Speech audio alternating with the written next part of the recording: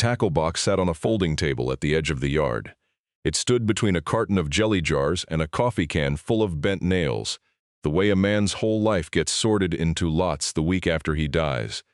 Someone had written $10 on a strip of masking tape and pressed it hard onto the chalky blue lid.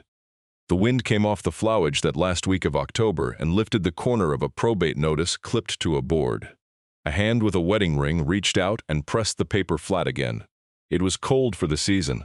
The first hard frost had arrived 3 weeks before the almanac promised, the way it sometimes does that far north. The tamarack along County Row had already gone gold and begun to drop, which they do, being the one pine that lets go. The yard was nearly bare now. 3 days of strangers had carried off most of what a man owns when he dies alone in the Northwoods. A pickup turned in off the county road and slowed behind a row of parked cars. The driver did not get out. He sat with both hands on the wheel and looked at the small cabin, at the bent stovepipe, at the folding tables in the side yard. A woman in a good wool coat moved among them with a clipboard pressed flat to her chest. His name was Reed Halverson. The cabin had belonged to his uncle, and he had not driven up this road in 27 years. When he finally climbed out of the truck, the cold went straight through his jacket. He stood a moment and let it. The woman with the clipboard looked up, and she had her mother's mouth set in the same hard line. Reed knew her before she had crossed half the yard. Marlene. She had been a teenager the last time he saw her, and she was 51 now. Her face, when she recognized him, did not warm, and it did not close. It only arranged itself the way a face does when it has been bracing all morning for bad weather, and the weather has finally come. "Reed," she said, "didn't think you'd come up? I heard Thursday. Took me till now to get loose of a job. It's about wrapped here anyway." She gestured with the clipboard at the picked-over rods leaning on the porch rail, at the cardboard boxes of tools that nobody had wanted. "We've been at it since the funeral home called. Hank found a buyer for the place already, so. It moves fast when there's a buyer." Hank was her husband, a realtor out of Hayward. Reed could see him over by the woodshed, talking low to a man in a fleece vest. The two of them kept looking up at the roofline and then back down at a phone. They had the look of men working out a cost, the look of men who have already decided to tear a thing down. Reed said nothing about that. He looked at the tables instead. The fishing gear had been grouped into lots. There was a lot of rods and a lot of reels with the line gone brittle and white at the spool. There was a small cardboard box marked miscellaneous fishing $10, and on top of that box, riding above the rest, sat a tackle box that Reed half remembered from somewhere a long way back.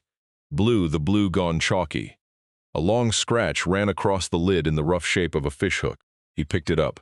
It was heavier than a box that size had any right to be. When he tried the lid, it did not give. "It's locked," he said. "Everything up here's locked or rusted." Marlene watched him without much interest. "We never found a key for that one. You can take it if you want it. It's part of the $10 lot, but..." She let the sentence drop the way her mother always used to, leaving the other person to finish it. "Family." Reed turned the box over in his hands. The metal latch had gone orange with rust along the top, but the hinges were sound. Somebody had oiled them, and not so very long ago. He did not remember much about his uncle at all. He remembered being small and being taken out on the water 2 times. Maybe 3 before the years closed up around the family the way ice closes a hole. He remembered the man's hands working a line. That was about the whole of it. "I'll take it," he said. He carried it toward the truck and stopped at the cabin door, which stood open to the cold. Inside, the rooms had been stripped down to the boards. It's a single iron bed frame, no mattress. A wood stove with its door hanging loose on one hinge. A pale rectangle on the plank wall where a picture had hung for so long that the wood around it had darkened, and the wood behind it had not. He put his hand near the stove out of an old habit and felt warmth still coming off the iron. Faint but there. The medical examiner had set the time of death at 6:14 Tuesday morning. It was Friday now.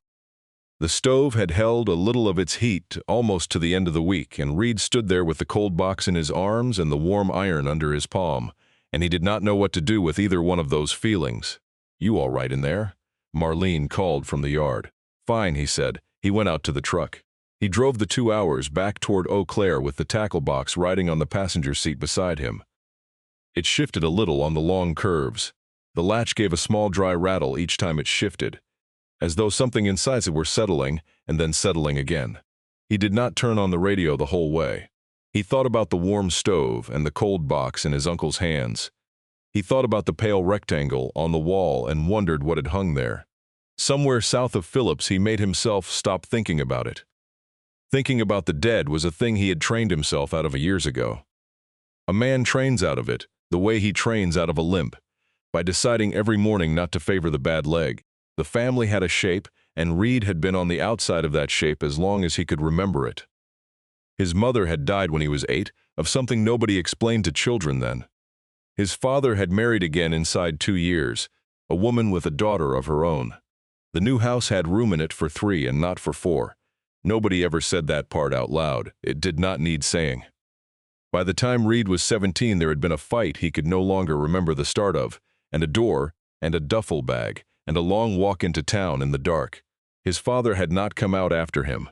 His father had been a man who let the women in the house decide who was inside it. Reed had not spoken to him again before the man died. There had been nothing left for Reed in that will either. Eldon was his father's younger brother. Reed had assumed, the way you assume the sun will come up, that Eldon had taken the family's side. Everyone always took the family's side. That was the whole of what Reed knew, driving south with a locked blue box rattling on the seat beside him. His apartment was the upstairs over a bakery off Water Street. It always smelled faintly of yeast and burnt sugar, a smell he had stopped sissing somewhere in the 2nd year. He set the tackle box down on the kitchen table under the one good light. Then he got a beer out of the refrigerator and sat down across from the box, the way one man sits down across from another. The latch would not give to his thumb. He got a flathead screwdriver out of the drawer and worked the tip down into the seam. The box flexed and held. He did not want to break it, and if you had asked him why, he could not have told you. It was a $10 box with a chalky lid and a scratch shaped like a hook. He could have driven the screwdriver through that rusted latch in one good shove and been done with it. Instead, he set the tool back down on the table and looked at the thing for a while. On the windowsill above the sink sat a dime. He had put it there that morning the way he had put a dime there every single morning for 40 years.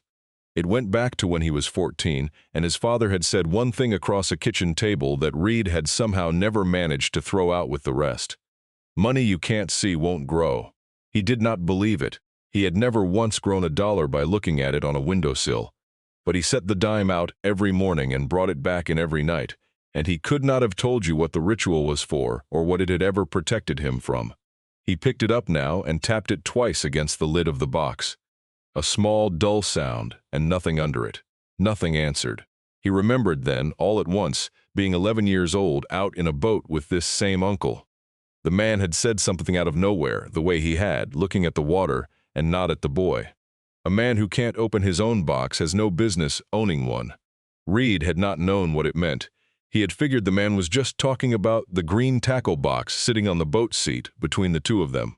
He set the dime back on the sill. He finished the beer. He went to bed with the box still locked on the kitchen table, and by every right, that should have been the end of the whole business. The phone rang at 8:14 the next morning. It was the Sawyer County Probate Court, a woman with a voice that was kind and tired at the same time. She asked whether she was speaking with Reed Halverson, brother's son of the late Eldon Halverson. Reed said that she was. She said there appeared to be some confusion at the family's end, and she wanted to be sure he himself understood the situation. The will named him. The cabin, the 11 acres, and all the contents therein had been left to him. They had been left to him for a long time. The family had already been informed of it. A dispute now seemed to be brewing, and did he have any counsel of his own? Reed stood in his kitchen holding the phone, looking at the locked blue box on the table. For a long moment, he could not make any of the woman's words mean a single thing. He drove back up 2 days later. He told himself it was to talk to the lawyer in Hayward, and that part was true. He did not tell himself the other reason. The box was still locked, and the cabin was the only place on earth that a key for it was likely to be. The town was called Briar Lake, and there were about 600 people living in it. Most of them were Lutheran, and a good number were still Norwegian enough to say yeah when they meant yes. There was a feed store and a tavern and a church with a white steeple that had needed paint for a decade.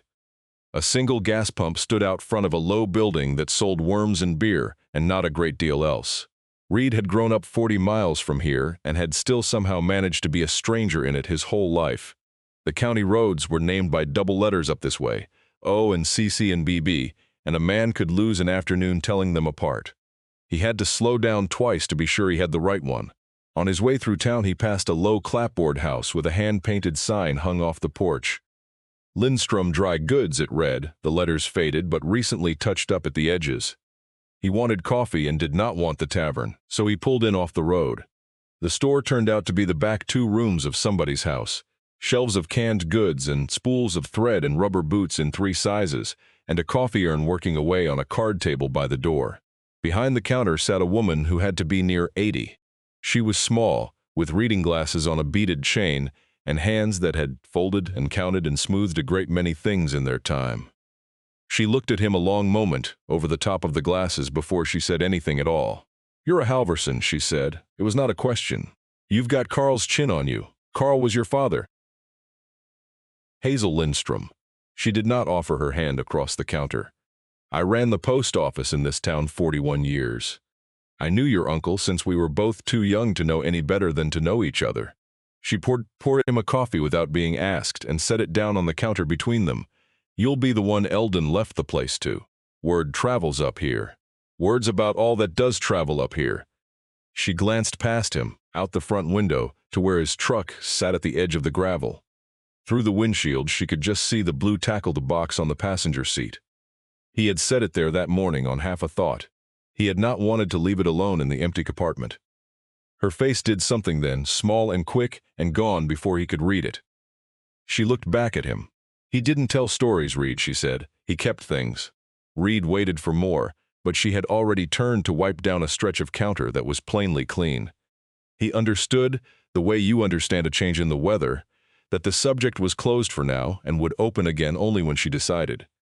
He paid for the coffee and dropped $1 in the jar by the register. Then he drove the last 2 miles out County Road to the cabin. First, it was empty now, fully empty.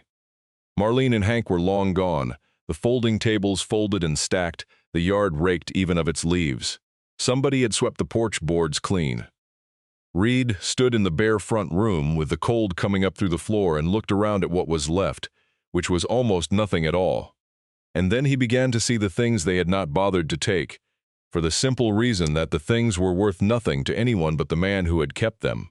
On the mantel above the dead stove stood a quart canning jar with a paper label gummed to it.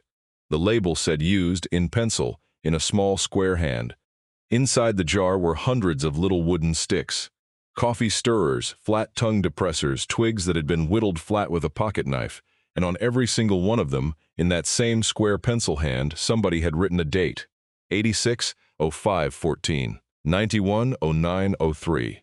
The man had dated the very sticks he stirred his morning coffee with, and then saved each one in a jar marked plainly as used. Reed turned one of them over between his fingers. He could not for the life of him work out what it was for. He did not throw it back either. Beside the jar, clamped in a small steel vise that had been screwed right into the mantel, was a fishing fly. It was only half finished. The bare hook was held fast in the jaws, a length of black thread hanging down from it, and a single tuft of red and yellow hair started and then not completed. It was the last thing the man's hands had been doing, maybe, on the morning that they stopped. Reed did not touch that one. He looked at it the way you look at a clock that has stopped at one particular minute and never moved off it. He went through the cabin slow, the way you go through a place you half expect to find someone still in. The back room had been a bedroom. There were shelves of paperback westerns, the spines all cracked white at the same angle, the angle a man's thumb makes. There was a calendar on the wall from a feed store, still turned to October, the squares filled in here and there with that square pencil hand. A water level noted on the 3rd, a frost on the 9th, weeks early, underlined once. Nothing on the day he died. There was one more thing in that back room that Reed nearly walked past. High on the top shelf sat a pair of old field binoculars in a cracked leather case. Beside them lay a thin spiral notebook gone gray at the edges with wood smoke. He took the notebook down and opened it. It was a fire log. Page after page in the square pencil hand, dates and times and weather, the years running from 71 clear to 89. His uncle had sat a fire tower up in the national forest for 18 seasons, Reed would learn later. 100 feet up on steel legs. He had watched the green roll out to the far horizon for the first gray thread of smoke, clear haze in the southwest, The entries read, "Lightning to the northeast, no strike found. 18 years of a man being paid to watch for the one thing nobody else could see yet. A man who learned, up there alone, that the watching was the work, whether anyone ever knew you had done it or not." Reed put the notebook back exactly where it had stood. Out the back window, Reed could see the woodpile, and it told him more about the man than any of the rest. It was stacked tight and true, split fine, 2 full cords of it under a tin lean-to, dead dry and ready. A man does not lay in 2 cords of well-split wood in October if he means to be gone by Tuesday. A man lays in wood like that because he intends to be warm clear through to April. Whatever had stopped Eldon Halverson at 6:14 on a Tuesday morning, it had not been anything he had seen coming. Reed spent the better part of an hour in that cabin and did not find a key. He looked in the obvious places first, and then in the places a man hides a small thing: the tops of the door frames, the undersides of the drawers. A coffee can pushed to the very back of a high cupboard, behind the flour. The tackle box had ridden in from the truck and sat now on the floor by the stove while he searched the rooms. He came back to it twice and tried the latch again with his thumb, the way a man keeps testing a sore tooth, knowing full well it will still hurt. It was down in the bottom of the kitchen junk that he finally found it. Under a plastic bin of fuses and washers and orphan screws lay a Prince Albert tobacco tin, the old red flat kind, empty of any tobacco for 30 years probably. He picked it up and shook it, and heard metal slide inside. Within was a ring of small keys, the kind that come with luggage and lock boxes and old desk drawers, 6 or 7 of them on a loop of wire. One of them was thin and flat and just slightly bent along its length. He carried the box up to the kitchen counter and tried the keys against the lock, one at a time in no particular order. The 4th key turned. The latch came up under his thumb with a small reluctant click. It was the sound a thing makes when it has been shut a long time and is agreeing, against its better judgment, to open. And Reed Halverson did not lift the lid. He set the box down flat on the counter with the latch sprung. He stepped back from it and put both hands in his pockets. He could not have explained that either. The warm stove, the dated coffee sticks, the 2 cords of split wood, the half-tied fly, they had all begun to add up to something, and the something they added up to was a man. And he was not at all sure he was ready to meet him standing up. He turned off the cabin lights. He drove back into town and took a room in a motel by the lake, a low row of doors facing the water. The box stayed out in the truck overnight, its latch unlocked and its lid still down. That is a particular kind of patience, the kind that runs strong in some families and skips clean over others. Reed had spent his life believing it had skipped him. In the morning there was an envelope wedged into the crack of the cabin door. It was from a law office in Hayward, but not his uncle's lawyer. A different name. Inside was a formal notice of will contest, filed by Marlene Halverson Briggs and her husband Henry Briggs on grounds of undue influence and the deceased's capacity. They had 30 days, the notice said in its long, careful language. The cabin was not yet Reed's. It was now a thing that 2 families were going to argue over in a county courthouse, and the buyer in the fleece vest was somewhere in the background of all of it, waiting on the outcome with his phone and his roofline. Reed stood on the cold porch with the notice in one hand. He looked out through the truck window at the blue box on the seat, its latch up, its lid still down, and the old familiar thing settled itself into his chest, the thing he had carried around since he was 17 years old. It was the plain certainty that whatever there was in this world to be lost, he would be the one left holding the losing of it. The lawyer in Hayward was named Caleb Brunel. He kept an office above a hardware store, with a long window facing the lake and a space heater running full in the corner. The building's furnace was original to it, and could not be trusted past the middle of November. Brunel was younger than Reed had expected. 50, maybe a year either side of it.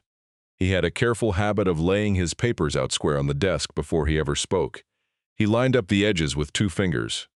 It was as though the squareness of them were part of the argument. "I drew this will myself," he said. 2011.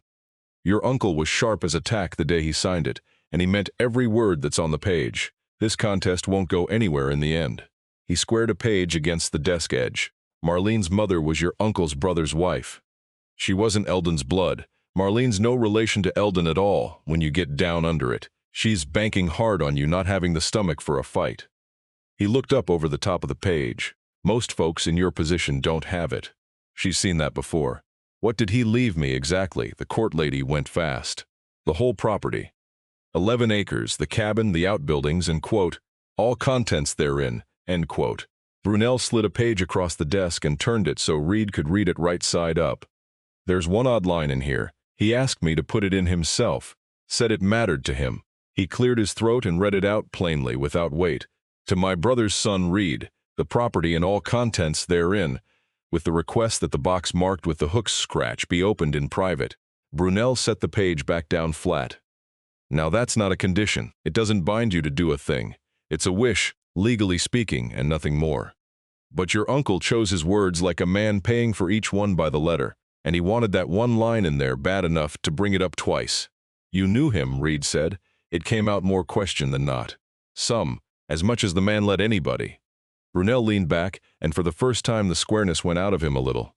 He drove down here twice over it, once to draw it up, once a few years on to change one word. One word. He'd been chewing on it that whole time between. Brunel turned his coffee cup a quarter turn on the desk. When we were done the stessinime, he sat right where you're sitting now. And, he said, a man ought to leave the lines drawn clear, so nobody has to fight over where they run. I didn't know what he meant by it then, figured he was talking about a property line. He shrugged. He had a way of saying the one thing and meaning the thing underneath it. Reed sat with that.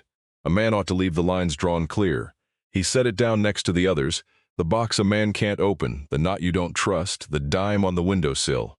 The pile of things his uncle had said was getting taller. He was only now starting to turn the pieces of it over. Reed sat with that for a while. The box marked with the hook scratch. So the man had known years out that Reed would be the one to get the box. He had counted on it. He had written it into a legal document a full 11 years before he died. And the box had sat locked on a kitchen table the whole long time between. Reed thought of the latch he had sprung and not lifted, out there in the cold parking lot below the window. The back of his neck went warm without his leave. There's the matter of the contest itself, Brunel was saying. 30 days. I'd advise you to stay close to the property. Keep it as you find it. Don't sell anything. Don't haul anything off that's got value, not while it's pending. Can you get clear of the rigs for a shh? I've got time, Reed said. He had always had more time than he wanted his whole life. I'll stay up at the cabin and keep it. He drove back out County Road O and parked in the bare yard. He carried the box inside and set it on the kitchen counter, and this time he did not step away from it.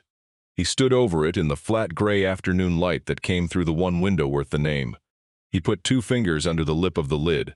He lifted it open.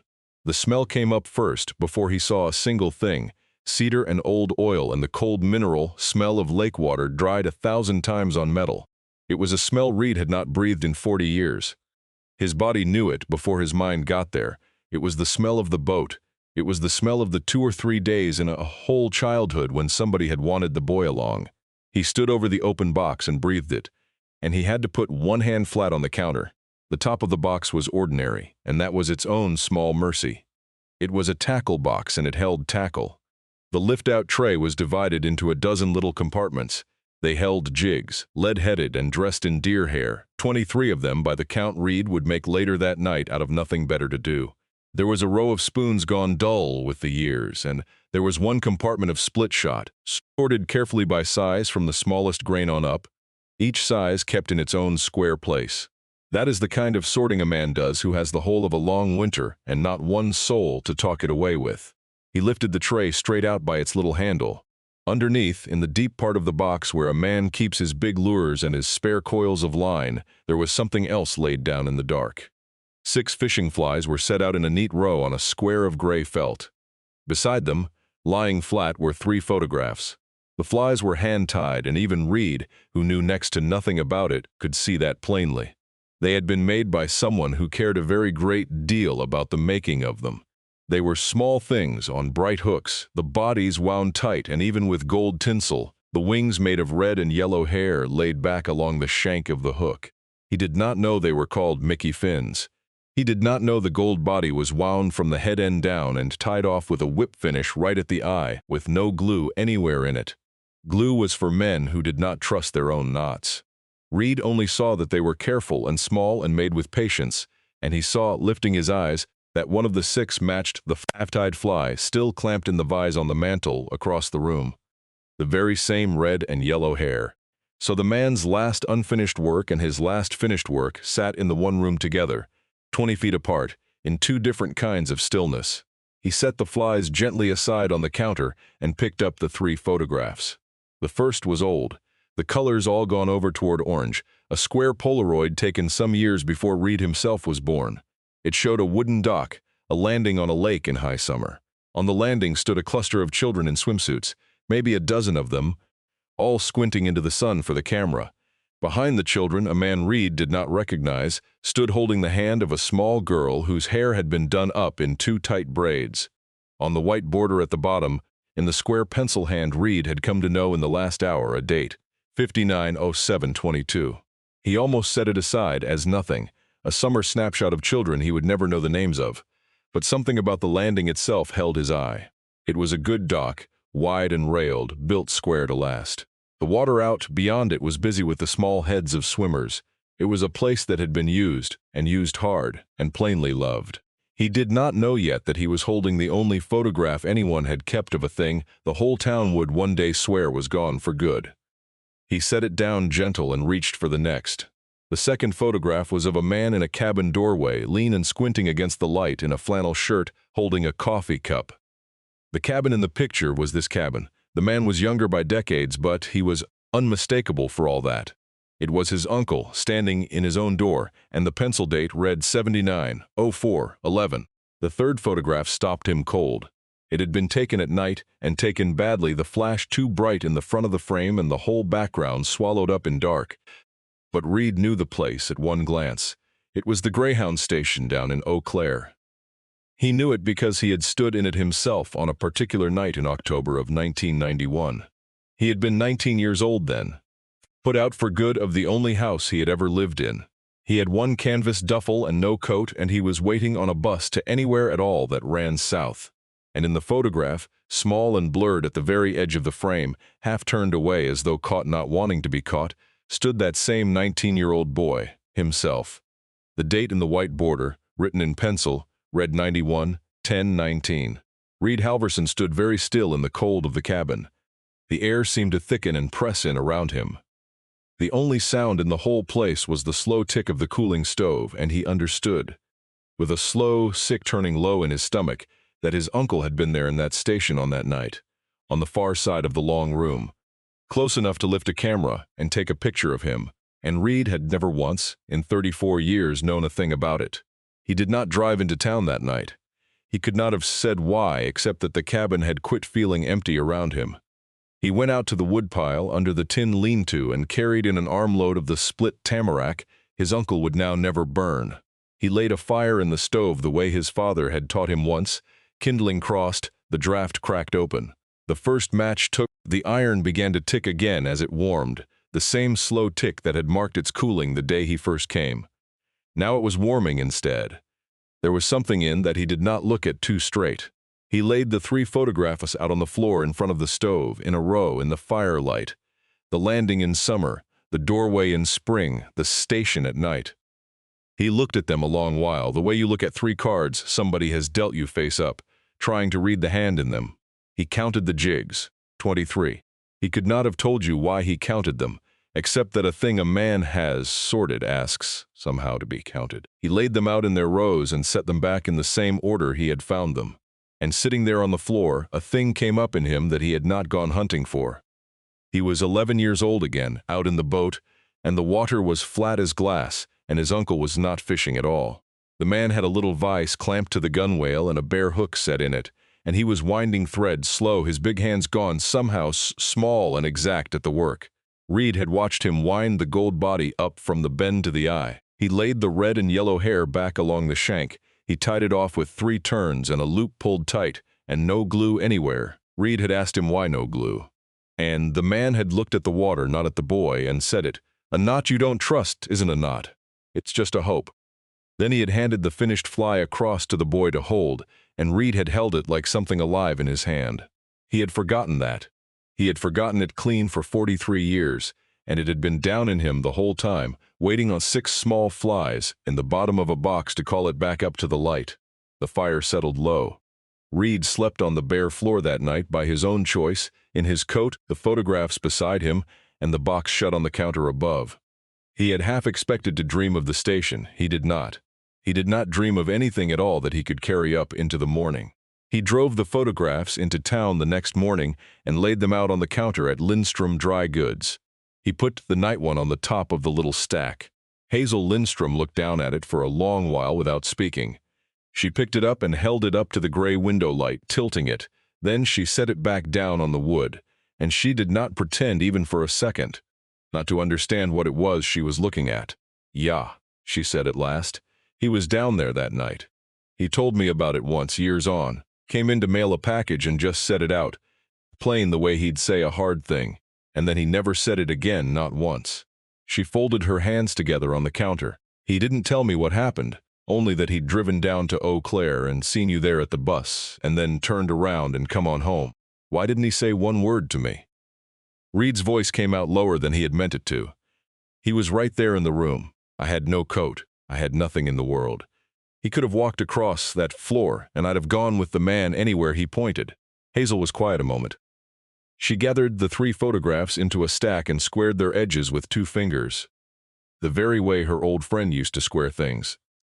Reed found himself wondering whether you caught a habit like that off a person across 50 years of friendship, or whether it was the kind of thing that drew 2 such people toward each other in the first place. "Eldon kept things," she said. "I already told you that much. It wasn't that the man didn't feel, it was that the keeping was the love with him. He couldn't ever do it the other way around out loud. Some people just can't, Reed, and it's no use blaming them for the shape they came in." She slid the squared stack back across the counter to him. "He had his reasons for not crossing that station floor. I expect they're down in that box of yours somewhere if you've got the patience to go and find them." Reed went back out and sat in the truck in front of the dry goods store. He did not start the engine for a long while. I tried to remember October of '91. The Greyhound station, the cold of it, the long fluorescent lights, the smell of diesel and floor cleaner. I remembered the cold most of all. I remembered counting the money in my pocket twice over, and it not changing between the counts. I did not remember any uncle standing across that platform from me.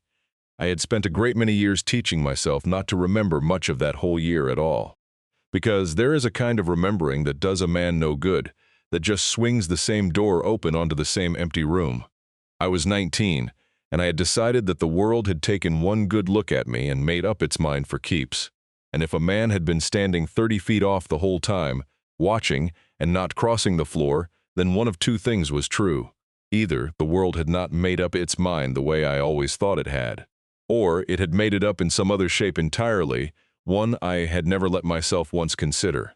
I sat there in the cold truck and could not tell you which of those was the worst thing to find out at 54. He started the truck at last. He drove back out to the cabin with that turning over and over in him. He carried the box up to the counter and put the track down inside it. And he looked into the empty hull of the thing, the deep part where the flies and the 3 photographs had been lying. And then, on an instinct he could not have put a name to, he rapped his knuckle once against the bottom of the box. It came back hollow. He rapped the sides, and they rang dull and solid under his knuckle.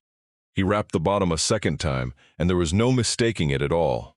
The bottom answered with a small empty drum that a tackle box bottom has no earthly business answering with. He ran his fingernails slow along the inside seam, where the gray felt lining met the wall of the box, and in the far corner the felt lifted away from the metal. Reed got the kitchen knife he had been using for his bread and butter, an ordinary dull-edged thing. He worked the tip of it carefully under the felt and peeled the lining up, slow, taking pains not to tear whatever it was that lay beneath. The felt came away whole and showed him a false bottom, a thin sheet of board cut exact to fit the space.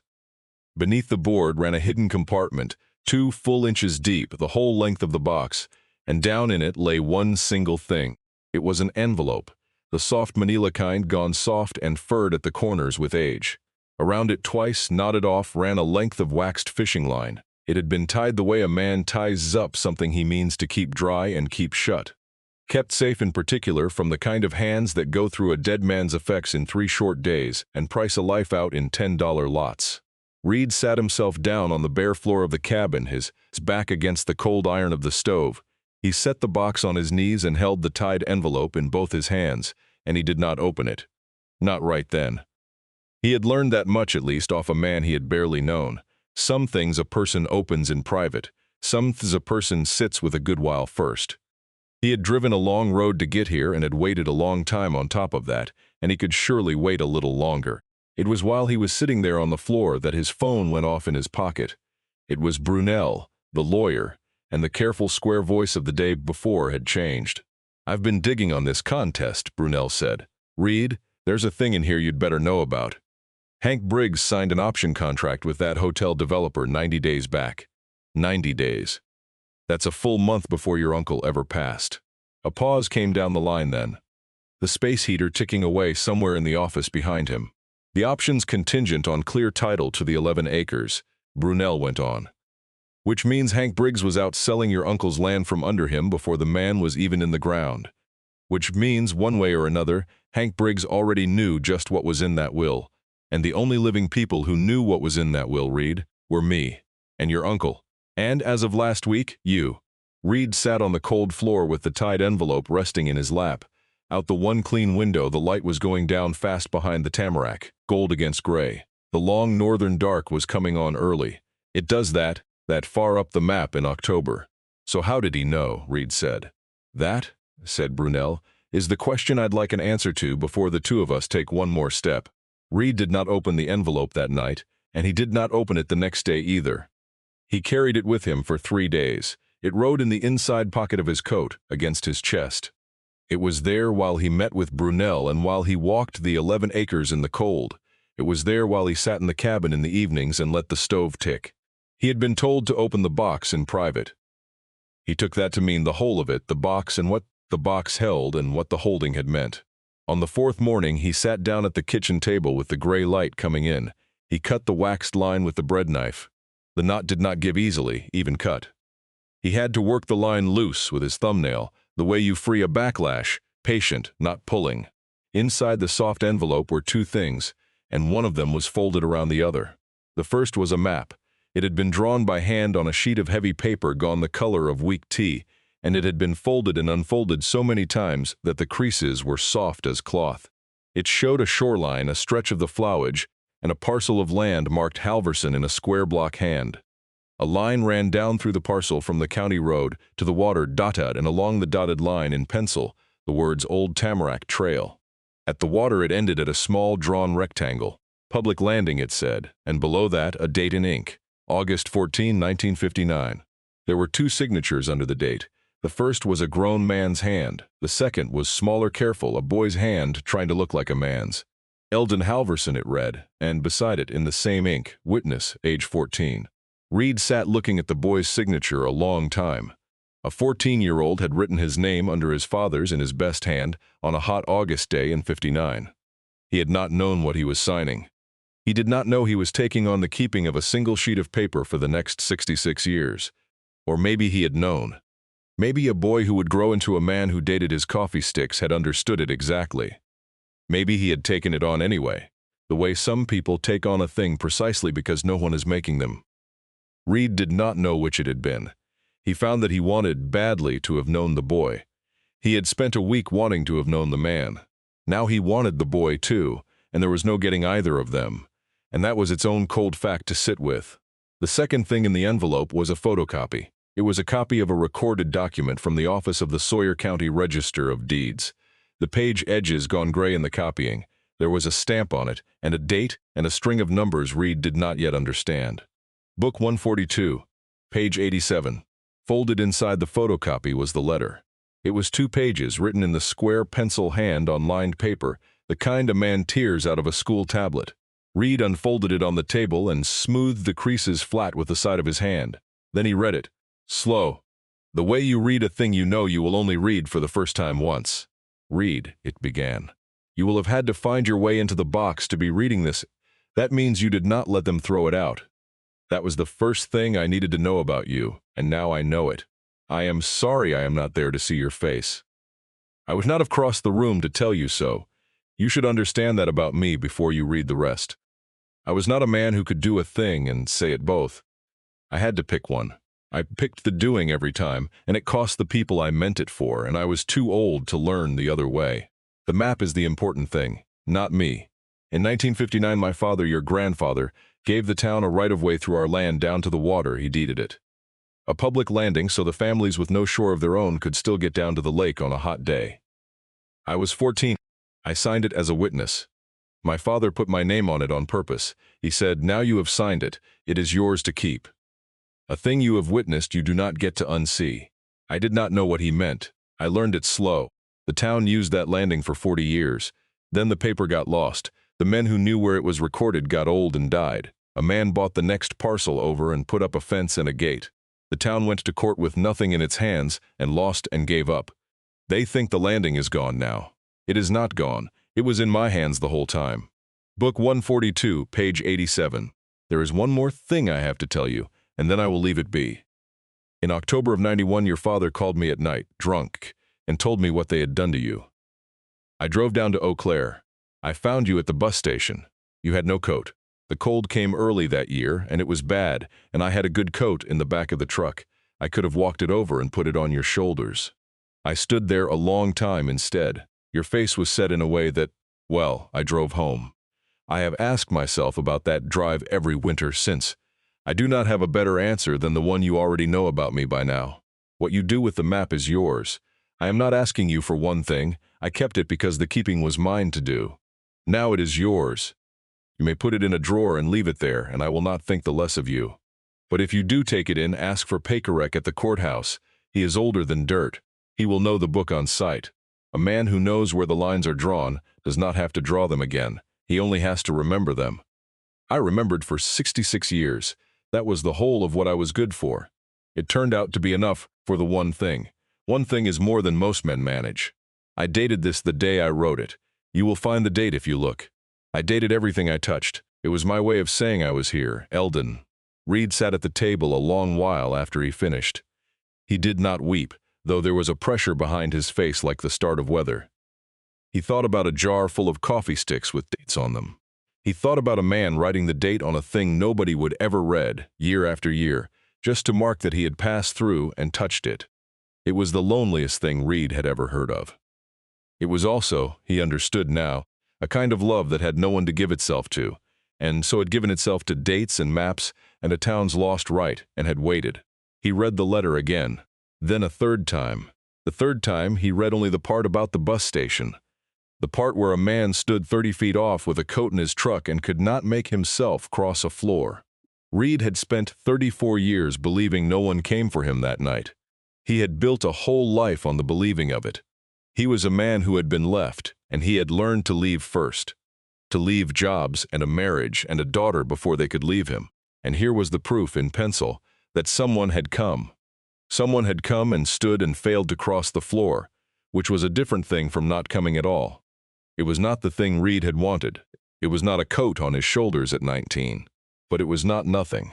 Reed had organized his whole life around the certainty that it had been nothing. And the certainty came loose in him, there at the table, quiet like a nail backing out of old wood. He drove to the courthouse the next day. The Sawyer County Register of Deeds kept an office on the first floor, behind a wood counter worn pale where elbows had leaned on it for 90 years. The clerk was a small old man with a green visor he had no earthly need of under the fluorescent lights, except that he had always worn one.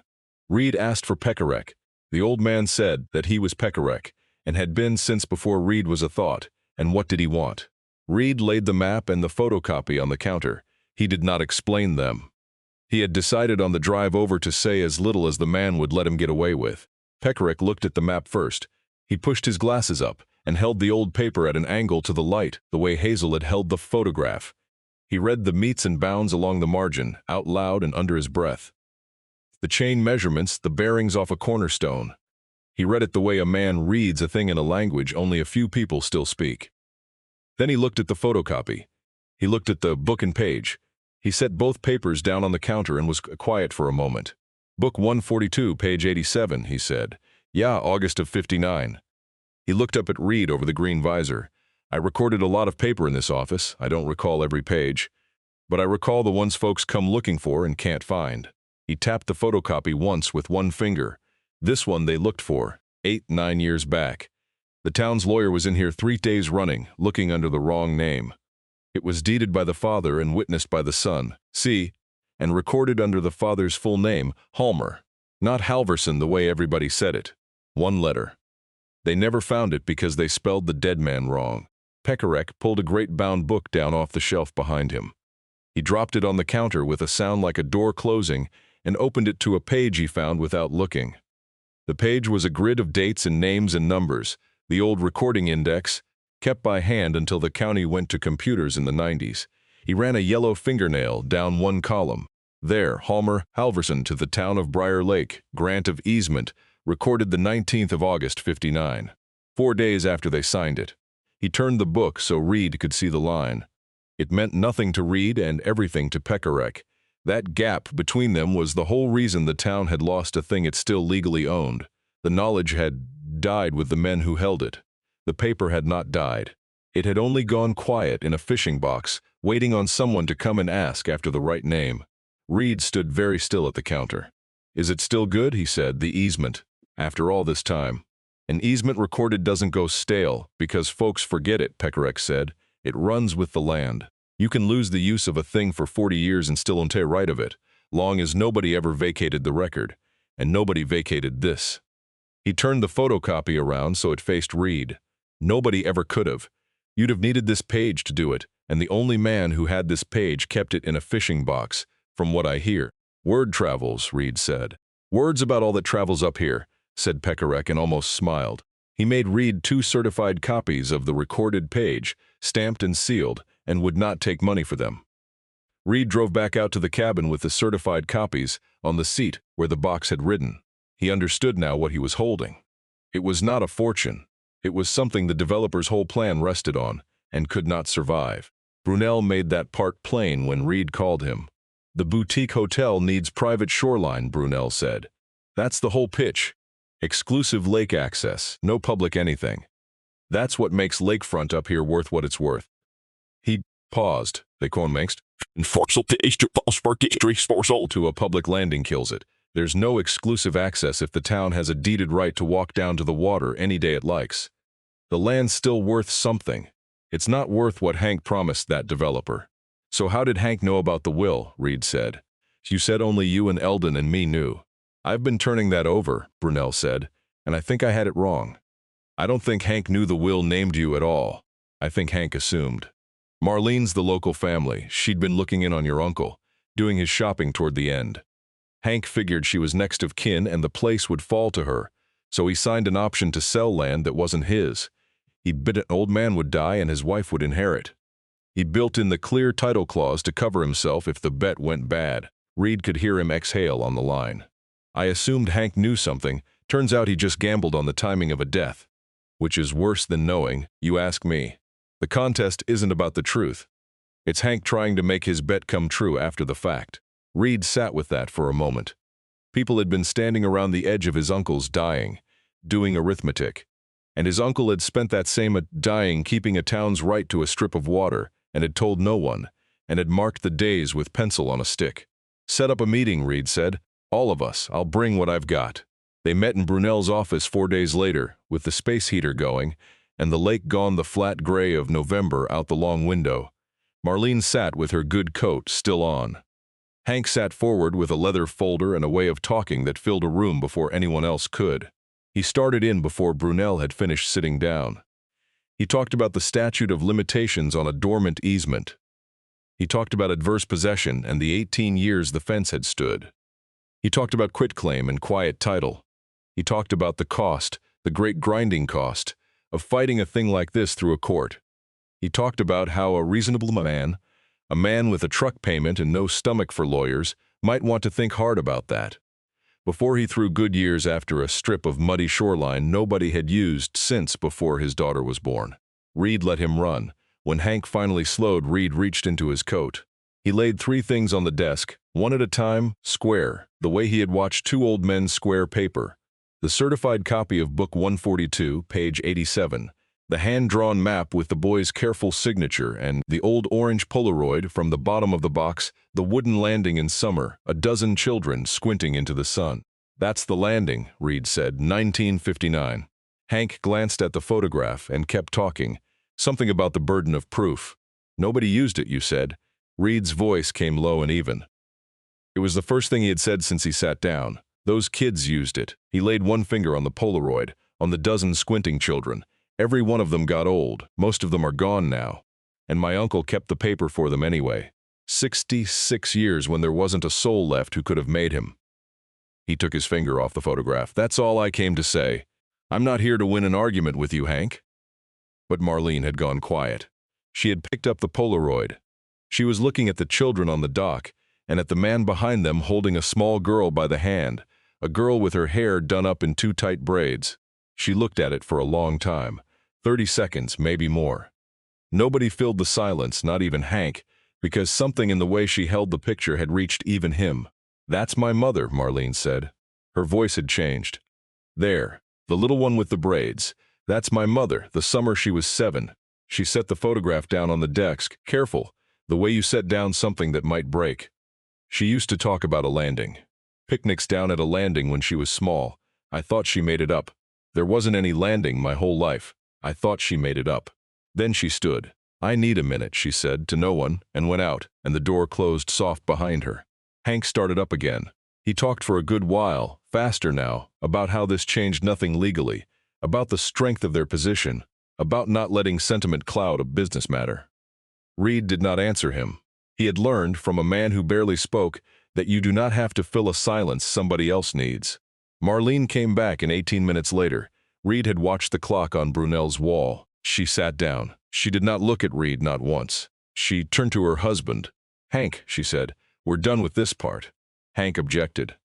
He started to lay it out again, the option, the developer, the money on the table, the cost of folding now. Marlene stood back up before he had finished. She picked up her purse. She did not raise her voice at all. We're done, Hank, she said. I'm going to the car. She left. After a moment, Hank gathered his leather folder and went after her, his face working. The door closed again. Brunel and Reed sat alone in the warm office, with 3 pieces of paper on the desk between them. Within the week, the will contest was withdrawn. There was no apology in the withdrawal. There was no letter from Marlene, no call. There was only the contest and then the absence of the contest. It was the way a fever breaks in the night and is simply gone by morning. It leaves you to wonder if it was ever as bad as you had thought. Reed never spoke to Marlene again after that morning in the office, not once. He had thought in the weeks after that there might be a conversation coming, some reckoning between them over 27 years and a duffel bag and a door. There was not. Whatever had turned in her when she held that photograph of her mother at 7 was a private thing. She kept it private, the way that Family Gang kept everything. Reed found he could live with that. He had wanted, his whole life, for someone on that side of things to say the words. He understood now that the words were never coming from any of them. A person could spend the rest of his days waiting on words that would not come. Or he could go down to the lake and set a plank. He went down to the lake. The developer pulled the option a month after that. Lakefront, with a public landing running through it, was not the lakefront he had been sold. Reed thought hard about that the morning he heard it. 11 acres he now owned free and clear. Worth a great deal of money to a man who wanted to keep people out, and worth almost nothing to anyone who didn't. He could have fought the easement himself. He was the landowner now. A quieter, greedier man would have buried the paper a second time, let the town go on believing the landing was gone, and taken the developer's money. The thought came to him plain. He turned it over honestly, and then he set it down. He had been the one that things were taken from his whole life. He found he had no taste at all for being the one who took. It was not nobility what stopped him. It was more like a man who has been cold his whole life declining, at last, to put someone else out in the snow. The town meeting was the second Tuesday in November, in the fellowship hall of the Lutheran Church. There was the smell of coffee and the scrape of folding chairs.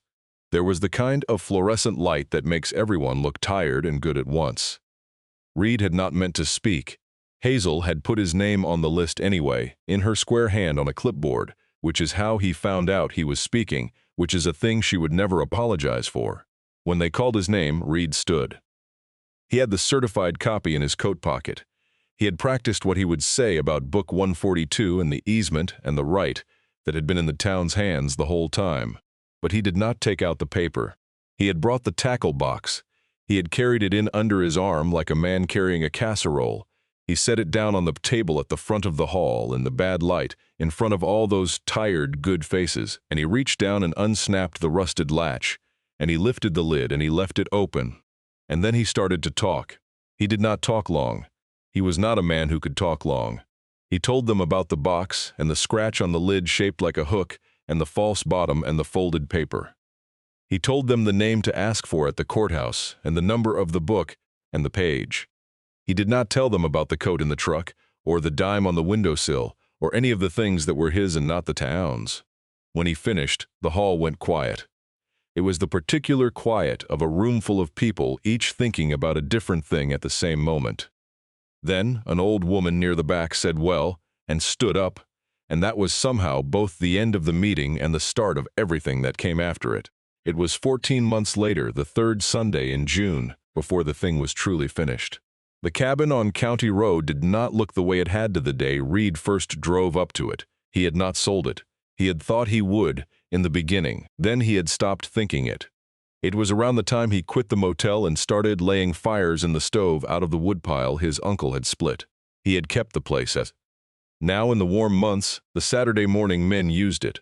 There was a coffee pot the size of a small drum and 8 folding chairs, and a coffee can by the door where the men dropped quarters for the grounds.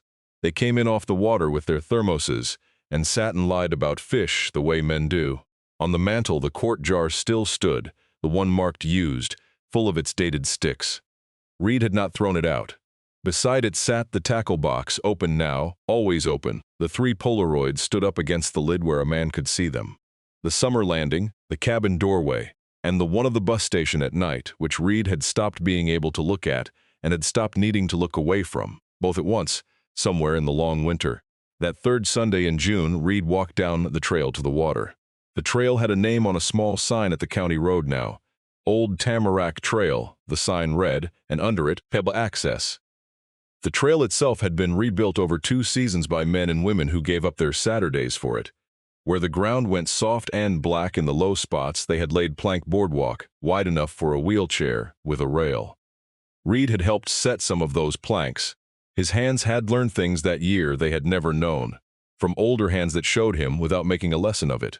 That had been the strange gift of the year, the one Reed never saw coming. He had come up to keep a property and fight a contest. He had stayed for other things: how to set a plank true, how to drive a galvanized nail without bending it, how to read the grade of wet ground by where the water stood. The Saturday men had taken him in without any ceremony. They did not ask about his marriage, or his daughter, or the 27 years.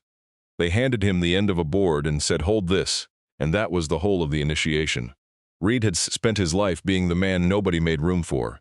Up here, in the cold spring mud, men had simply made room, the way you slide down a bench to fit one more. It was a small thing. It was not a small thing at all. At the bottom of the trail where the land met the flowage, there was a landing again. It was not a fancy thing. It was a wood dock on floats, with cleats for tying off a boat and a bench at the end of it, built plain and built to last. It was the kind of dock a town builds for itself when the town has decided a thing matters. On the main post at the head of the dock, somebody had mounted a small bronze plaque. The morning sun was on it. Reed stopped to read it the way he read it every time, though he knew every word by heart. Halverson Landing, restored 2027 by the people of Briar Lake, in memory of Eldon Halverson, 1944 to 2025. He kept what the town set aside. There had been a meeting about that plaque. Someone had wanted Reed's name on it too, the man who found the paper. Reed had said no, and had kept saying it until they stopped asking, and the plaque read the way it read, with only his uncle's name on it. It was not modesty, exactly. It was that Reed had spent his whole life wanting his name on something, anything in some house, and he had found at last that he did not want it here. The wanting had gone quiet. He could not have told you when. He stood at the head of the new dock a while in the early sun. The fluid was flat and the color of pewter, the way it goes on a still June morning before the wind finds it.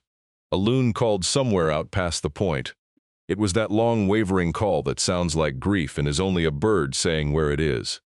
Reed had heard that call as a boy, in a boat, beside a man who named the fish he caught after people, and never explained why. He thought he understood the naming now, a little.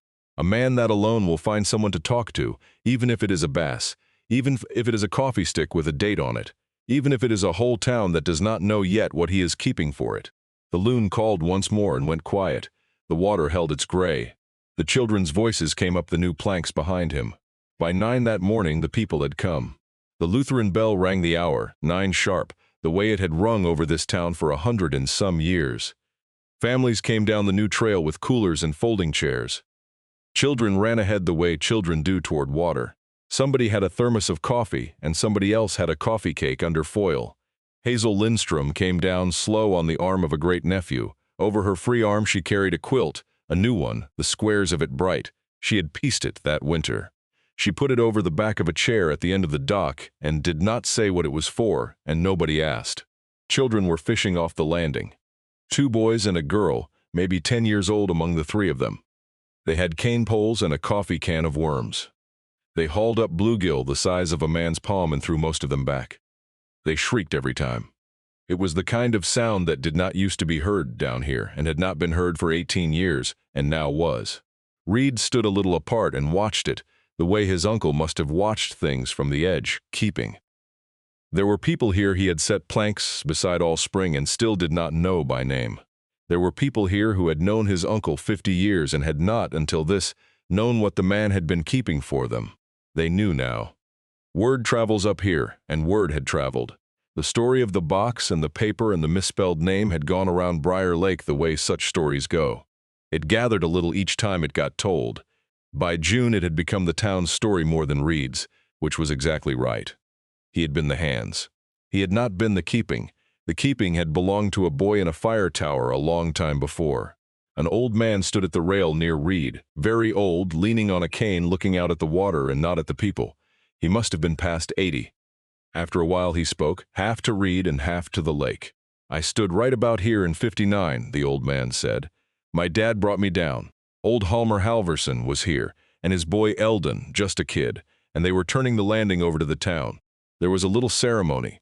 Somebody brought a cake." He was quiet a moment. "I hadn't thought on that day in 40 years. Didn't have any reason to. There wasn't a landing to remind me." He looked down at the new planks under his feet. "Funny what comes back when the place comes back." He did not say anything else. He did not need to. He had said the thing, plain once, the way they do up here. Reed noticed who was not there. Marlene was not there, and Hank was not there. Reed found that he had stopped expecting them. He had also stopped being angry about it, which was a different thing that had arrived on a different day. He did not ask anyone why they had not come. Some lines, once you know where they are drawn, you do not need to walk up to. Hazel made her way over to where Reed stood at the rail. She had something small in her closed hand. She opened it. It was a fishing fly, red and yellow, gold-bodied, hand-tied. One of the 6 Reed had given them to her in the winter, not knowing what else to do with them, and she had taken them the way she took everything, without comment. She reached past him and set the fly down on the open lid of the tackle box. Reed had carried the box down to the dock that morning. He had set it on the bright quilt without quite knowing why he had brought it. "He'd want one on top, Reed," she said. That was all. She patted his arm once and went to sit by her quilt, and the morning went on around them.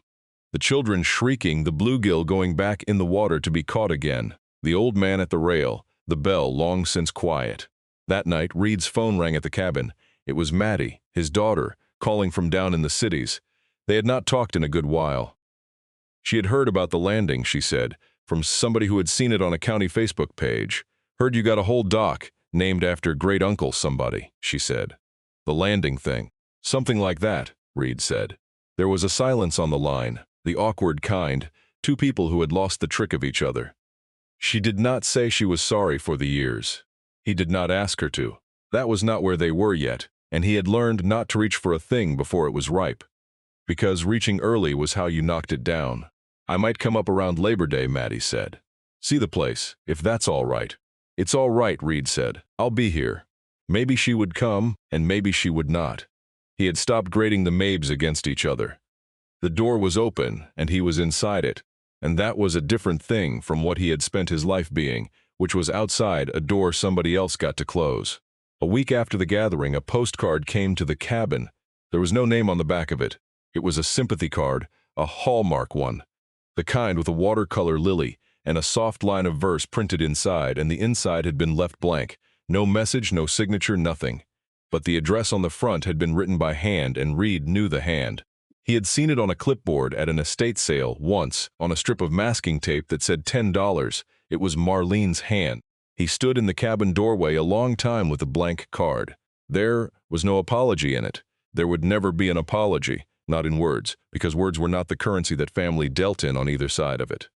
But she had bought a card and addressed it in her own hand, and mailed it to a man she had spent her life pretending not to be related to. It was the most she could do.